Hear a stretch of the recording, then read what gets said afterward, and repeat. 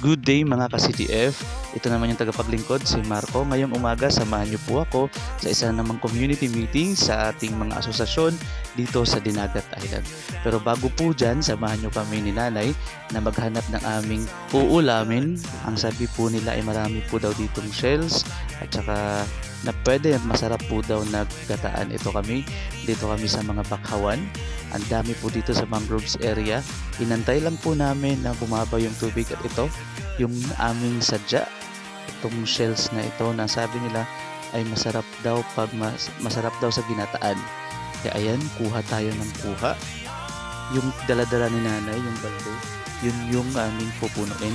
Kasi yung iba daw po doon ay bugkusan daw kasi bugkusan festival sa Dinagat Island.